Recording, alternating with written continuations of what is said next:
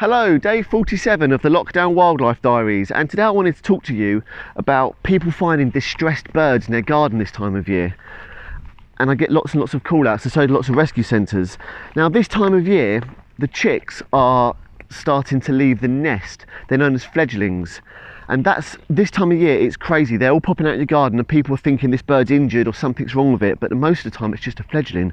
So there's two different scenarios really with finding a bird in your garden this time of year.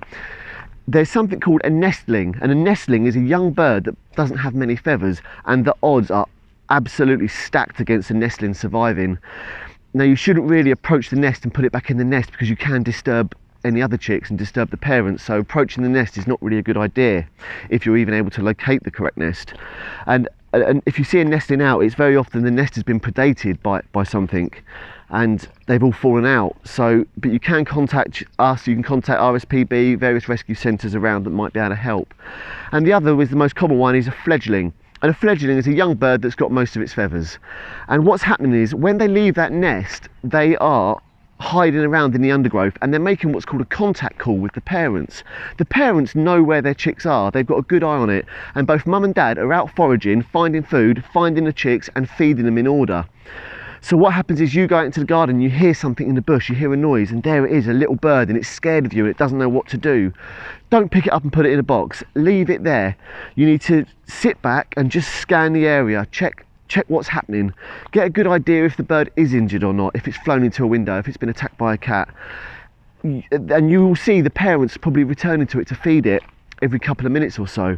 So just leave it well alone, and do keep an eye out for any risks that bird may face while it's out there. And a lot of people will see a fledgling and they'll put pictures up on Facebook, and then people will give them the wrong advice to put it in a box or to take it to a rescue centre. But you've done the worst thing possible. You should have left it where it was, because its parents were very likely nearby. And so please, I'm going to put something in the comments, a little chart that the RSPB have made that will help you identify what to do when you find a young stranded bird in your garden. So if it happens to you or someone you know, either share them this video or share them this picture I'm going to put in the comments. So that's what it is. It's normally a fledgling bird in your garden, and you should just leave it alone, and obviously keep the cats away from it because they're a big problem for the fledglings this time of year. Some birds are a bit more specialist, like swift for example.